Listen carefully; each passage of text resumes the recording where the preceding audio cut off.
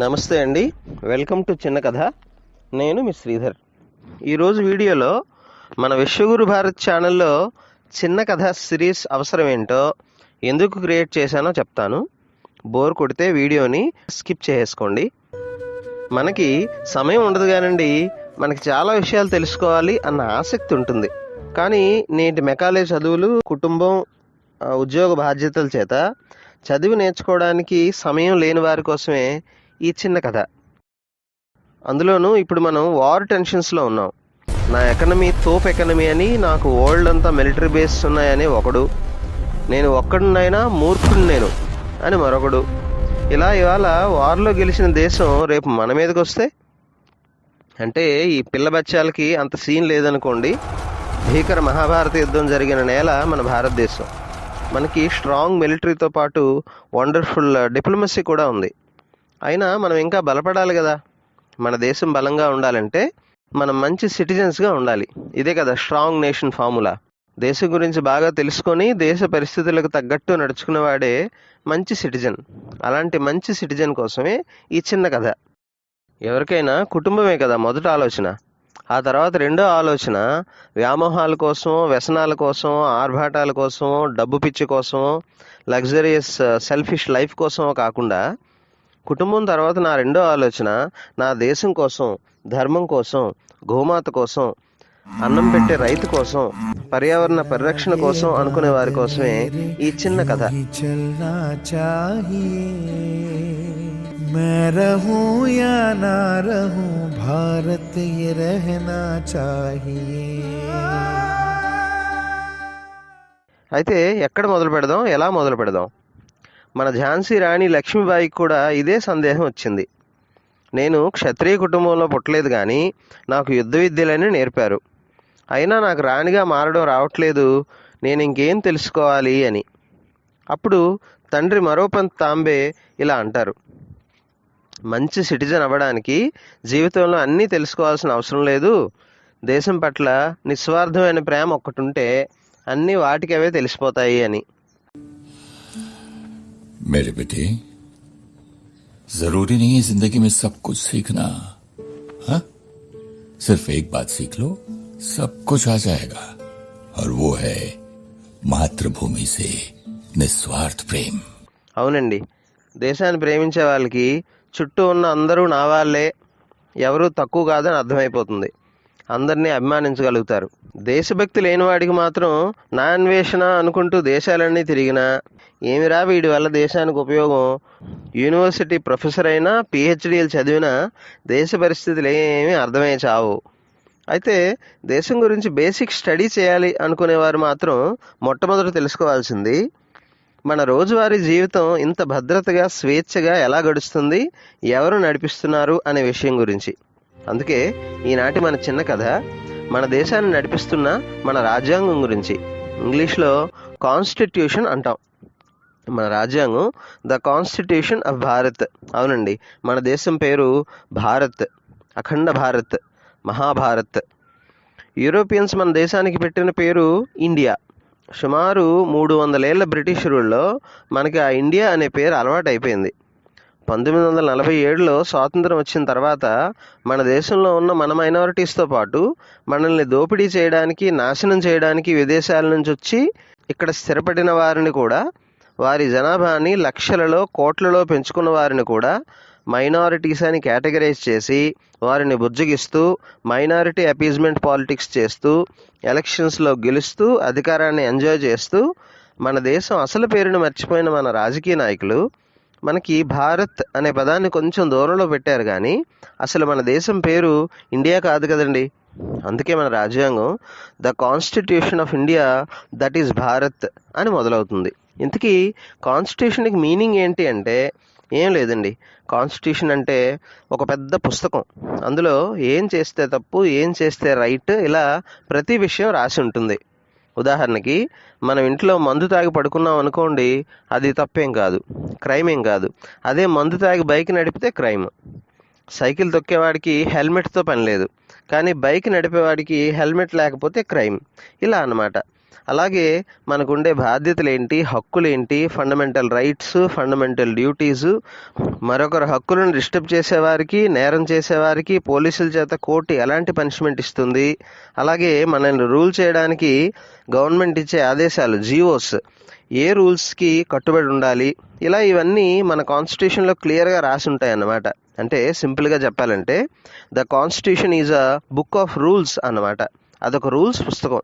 అయితే ఈ ఒక్కో రూల్ని వాళ్ళు రూల్ అనకుండా లా అని, కోడ్ అని, ఆర్డినెన్స్ అని, యాక్ట్ అని, స్టాట్యూట్స్ అని ఇలా రకరకాలుగా పిలుస్తారు. ఇంతకీ కాన్స్టిట్యూషన్ అనే బుక్ ఎప్పుడు వచ్చింది?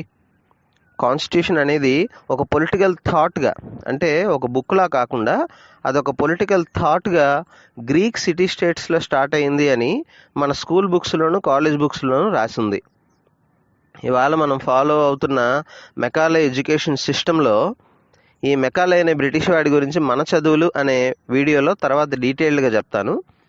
ఇవాళ మన భారతదేశంలో మనం ఏదైతే books, school books, college books చదువుతున్నామో ఈ బుక్స్లో మాత్రం గ్రీస్లో, ఇప్పటి గ్రీస్ అప్పటి గ్రీక్ సిటీ స్టేట్స్లో, అంటే వరల్డ్ మ్యాప్లో ఆఫ్రికాకి పైన, యూరోప్కి సౌత్లో ఉంటుంది.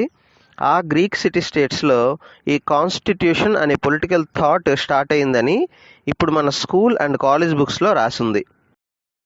కానీ మన భారతదేశానికి మాత్రం ఇది కొత్త పొలిటికల్ థాట్ ఏం కాదండి. ఇది మనకి చాలా పాతదే. రామాయణం, మహాభారత కాలం నుంచి కూడా మనం ఈ డెమోక్రసీని అమలు చేసాం. ఈ డెమోక్రటిక్ వాల్యూస్, ఈక్విటీ, ఈక్వాలిటీ, తెలుగులో మనం ఏదైతే ప్రజాస్వామ్యం అంటామో ఈ ప్రజాస్వామ్యాన్ని ఇప్పటికంటే అప్పుడే మనం చాలా బాగా అమలు చేసాం. Under the rule of law, every citizen has fundamental rights.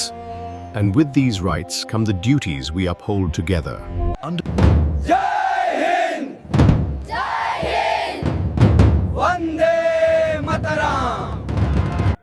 ఇప్పుడు ఈ మోడర్న్ కాన్స్టిట్యూషన్ బుక్ని మాత్రం మన దేశానికి ఫ్రీడమ్ వచ్చిన తర్వాత 1949లో రాసుకుని 1950 నుంచి ఫాలో అవ్వడం స్టార్ట్ చేసాం. మన కాన్స్టిట్యూషన్ అమల్లోకి ఏ రోజు వచ్చింది అంటే మనం నవంబర్ 26, 1949కి కాన్స్టిట్యూషన్ రాసేసి పెట్టుకున్నాం. కానీ జనవరి 26 సెంటిమెంట్ మనకు ఒకటి ఉంది కదా. ఏంటి ఆ సెంటిమెంట్ అంటే పూర్ణ స్వరాజ్ అని మనం 1929 లాహోర్ సెషన్లో మన నేషనల్ లీడర్స్ జనవరి 26, 1930 రోజున మనకి ఫ్రీడమ్ డిక్లేర్ చేసేశారు. కానీ ఆ ఫ్రీడమ్ డిక్లరేషన్ ఒక మేనిఫెస్టో లాగానే ఉండిపోయింది, ఒక డాక్యుమెంట్గానే మిగిలిపోయింది. బ్రిటిష్ వాళ్ళు ఇంకా మన దేశాన్ని విడిచిపెట్టి వెళ్ళలేదు. అయినా మనం మిస్ అయిపోయిన ఆ ఫ్రీడమ్ డేట్ ఏదైతే ఉందో అది మనకు ఒక ముహూర్తంలా చాలా ఇష్టమైన రోజుగా మిగిలిపోయింది. ఆ ఇష్టమైన రోజే పూర్ణ స్వరాజ్ ఫ్రీడమ్ డిక్లరేషన్ అన్నమాట. అది జనవరి 26, 1930. అందుకు ఆ జనవరి 26 మరొక 2 మాసాల్లో వస్తుందని మనం నవంబర్ 26, 1949కి పుస్తకం రాసేసుకున్నాం కదా. మరో 2 మాసాలు ఆగి జనవరి 26, 1950కి మనం ఆ పుస్తకాన్ని అడాప్ట్ చేసుకున్నాం, అంటే ఫాలో అవ్వడం మొదలుపెట్టామన్నమాట. అదే రోజు రిపబ్లిక్ డే. 2 మాసాల ముందు మనం కాన్స్టిట్యూషన్ రాసి రెడీగా పెట్టుకున్న నవంబర్ 26 మాత్రం ఇప్పుడు మనం కాన్స్టిట్యూషన్ డేగా సెలబ్రేట్ చేసుకుంటున్నాం. అయితే ఈ పుస్తకం ఎక్కడుంటుంది అంటే ఇదిగోండి, ఇది మన ఆంధ్ర యూనివర్సిటీలో కాపీ. ఒరిజినల్ కాపీస్ అయితే 3 ఒరిజినల్ కాపీస్ ఉన్నాయి. ఢిల్లీలో పార్లమెంట్ లైబ్రరీలో అవి ఉన్నాయి. అయితే ఈ కాన్స్టిట్యూషనల్ రూల్స్ ఎప్పుడు ఫాలో అవుతూ ఉండాలా, ఎప్పటికీ మారవా అంటే మార్చుకోవచ్చు. మనం ఓటేసి గెలిపించిన ఎంపీల ద్వారా పార్లమెంట్లో ఏదైనా లాని చేంజ్ చేసుకోవచ్చు. అలా చేంజ్ చేసుకోవడాన్నే అమెండ్మెంట్ అంటాం. మన 76 ఏళ్ల కాన్స్టిట్యూషన్లో ఇప్పటిదాకా 106 సార్లు మన కాన్స్టిట్యూషన్ను మార్చుకున్నాం. అంటే 106 అమెండ్మెంట్స్ చేసామన్నమాట. నెక్స్ట్ వీడియోలో ఈ అమెండ్మెంట్స్ ఎలా చేస్తారు, ఇందులో బాబాసాహెబ్ అంబేద్కర్ గారి గొప్పతనం ఏంటి, కాన్స్టిట్యూషన్ రాసే భారం అంతా ఆయన మీద ఎందుకు పడింది, అంటే ఆయనతో పాటు మరో 6 మెంబర్స్ ఉన్నా కానీ బాధ్యత అంతా ఆయన మీద ఎందుకు పడింది అనే విషయాన్ని, అలాగే ఇందిరాగాంధీ అన్యాయంగా చేసిన అమెండ్మెంట్స్ గురించి, సెక్యులరిజం అనే ఒక ఫారెన్ నుంచి తీసుకొచ్చిన పాలసీ గురించి, ఎమర్జెన్సీ గురించి, కాస్ట్ గురించి, రిజర్వేషన్స్ గురించి ఇలా డీటెయిల్డ్గా నెక్స్ట్ వీడియోలో చెప్తాను. అయితే ఆగస్టు 15 ఇండిపెండెన్స్ డేకి, జనవరి 26 రిపబ్లిక్ డేకి డిఫరెన్స్ ఏంటి, ఏది ఎక్కువ ఇంపార్టెంట్ అంటే 1947లో మనల్ని మనమే రూల్ చేసుకునే ఫ్రీడమ్ వచ్చింది. ఒక పొలిటికల్ ఫ్రీడమ్ అయితే మనకు వచ్చింది. ఆ తర్వాత ఈ బ్రిటిష్ వాళ్ళు దుకాణం సర్దుకొని వెళ్ళడానికి వాళ్ళకు ఒక 6 మాసాలు పట్టింది. ఇదిగోండి, ఇది the gate way of India, Mumbai. Taj hotel పక్కనే ఉంటుంది ముంబైలో. ఈ గేట్ వేలోంచి 1948 ఫిబ్రవరిలో బ్రిటిష్ వాళ్ళు వాళ్ళ బ్యాగులన్నీ సర్దుకొని మన దేశాన్ని విడిచిపెట్టి వెళ్ళిపోయారు. Goodbye, India, we're finally heading home, leaving behind the dust and the sun, a long, long chapter finally done. మన దేశాన్ని వదిలి వెళ్ళిపోయారు సరే, కానీ మనల్ని మనం రూల్ చేసుకోవడానికి మనకు ఒక లా అంటూ ఉండాలి కదా. అదే మన కాన్స్టిట్యూషన్. మనకి మన కాన్స్టిట్యూషన్ రాసుకోవడానికి 2 ఏళ్ళకు పైగా పట్టింది. మన కాన్స్టిట్యూషన్ మనం అడాప్ట్ చేసుకున్న 1950 జనవరి 26 రిపబ్లిక్ డే మనకి అసలైన ఇండిపెండెన్స్ డే అన్నమాట. ఇదండి ఇవాల్టి మన చిన్న కథ. నెక్స్ట్ వీడియోలో మన కాన్స్టిట్యూషన్కి వచ్చిన కష్టాల గురించి ఇంకా చాలా ఇంపార్టెంట్ విషయాలతో మళ్ళీ కలుద్దాం. జై హింద్, జై భారత్.